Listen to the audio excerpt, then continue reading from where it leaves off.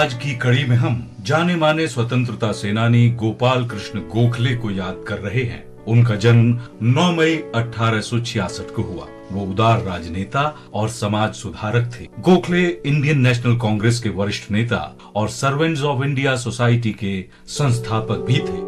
गोपाल कृष्ण गोखले महात्मा गांधी के मार्गदर्शक के रूप में प्रसिद्ध हैं। गांधी जी गोखले को निपुण राजनेता मानते थे। 12 अक्टूबर 1896 को पुणे में गोखले के साथ पहली बैठक को याद करते हुए गांधी जी ने लिखा था, मैं गोखले से मिला।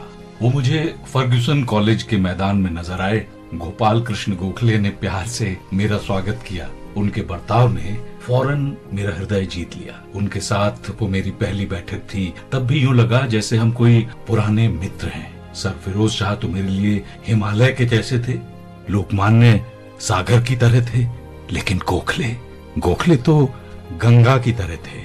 कोई भी उस ताजगी भरी गंगा में स्नान कर सकता था। हिमालय तो अलंघ्य था और सागर को कोई आसानी से लांघ नहीं सकता, लेकिन गंगा वो तो आपको गले लगाने के लिए आमंत्रित करती है। नाव और चप्पू के संग गंगा में जाना बहुत आनंददायक है। गोखले ने बारीकी से मुझे परखा, जैसे विद्यालय का शिक्षक प्रवेश लेने वाले उम्मीदवार को परखता है। उन्होंने मुझे बताया कि किससे मिलना है और उनसे कैसे मिलना है। उन्होंने मुझे भाषण देने को कहा और आश्वासन दिया कि वो हमेशा मेरे लिए उपलब्ध रहेंगे। मैं उल्लास के साथ विदा हुआ। राजनीतिक परिप्रेक्ष्य में गोखले ने जिंदगी भर मेरे हृदय में जो स्थान बनाया वो आज भी है और अत्यंत विशिष्ट है। 19 फरवरी 1915 को गोपाल कृष्ण गोखले का निधन हो गया। इस महान राष्ट्रवादी नेता को हमारा शत शत नमन। हम दक्षिण अफ्रीका में भारतीयों के लिए सजग कार्यकर्ता भवानी दयाल सन्यासी को भी श्रद्धांजलि अर्पित कर रहे हैं। उनका निधन 9 मई 1950 को हुआ था। उन्होंने प्रवासी जैसे भारत से संबंधित अनेक अखबारों का संपादन किया। उन्होंने महात्मा गांधी के भी साथ सहयोग किया और इंडियन नेशनल कांग्रेस में दक्षिण अफ्रीकी भारतीयों का प्रतिनिधित्व किया। वो आर्य समाज में भी सक्रिय रहे।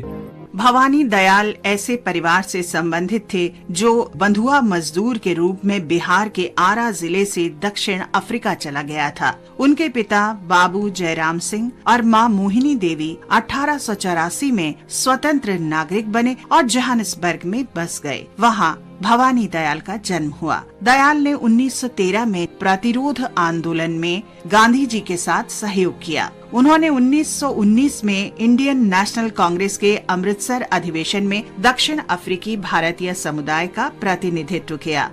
भवानी दयाल ने 1921 में भारतीयों को ब्रिटिश गयाना भेजने की ब्रिटिश योजना का विरोध किया। दयाल ने बिहार में अपने गांव बहुआरा में 1926-27 में प्रवासी भवन स्थापित किया, जिसमें पुस्तकालय और विद्यालय भी था। 1930 में वो भारत में नमक सत्याग्रह में शामिल हुए और फिजी में दिए गए भाषणों सहित अन्य भाषणों के लिए 29 मार्च को उन्हें गिरफ्तार कर लिया गया। 1932 में दक्षिण अफ्रीका वापस चले गए। भवानी दयाल मृत्यु पर्यंत लोगों की सेवा करते रहे और 1950 में उन्होंने ये नश्वर संसार हमेशा के लिए त्याग दिया। आज हम स्वतंत्रता सेनानी नारायण मुर्मू, बाजू मुर्मू और बैद्यनाथ टूडू का भी स्मरण कर रहे हैं। उन्हें भारत छोड़ो आंदोलन में भाग लेने के कारण 9 मई 1943 को गिरफ्तार किया गया था। वे तीनों झारखंड के संथाल परगना के डुमरिया गांव के निवासी थे। उन्होंने लाठी प्रहार आंदोलन में भी भाग लिया। नजरबंदी के दौरान इन तीनों का निधन हो गया। भारत के इन महान सपूतों नारायण मुर्मू, बाजू मुर्मू और बैद्यनाथ टूडू को हमारा शत शत नमन।